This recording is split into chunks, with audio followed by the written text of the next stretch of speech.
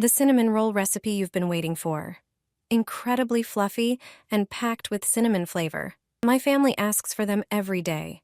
In a bowl, mix 1 cup of brown sugar, 1 tablespoon of vanilla sugar, 2 tablespoons of ground cinnamon, and 1 tablespoon of soft butter. Stir everything well. Once your yeast dough has risen, place it on a silicone mat and roll it out thin.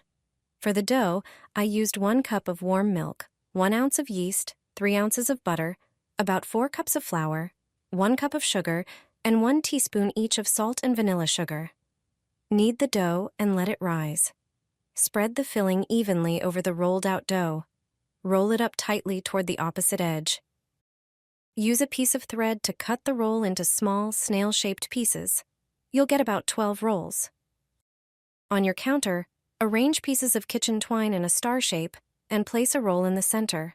Tie the ends of the twine together to form a small knot. After baking, this step will give the rolls their unique shape. Brush the tops with beaten egg and bake for about 25 minutes at 350 degrees Fahrenheit. Once baked, remove the strings and drizzle the rolls with white icing. For decoration, insert a cinnamon stick in the center of each roll. That's when they take on their adorable pumpkin-like shape. Soft, fragrant, and full of flavor, they taste best warm.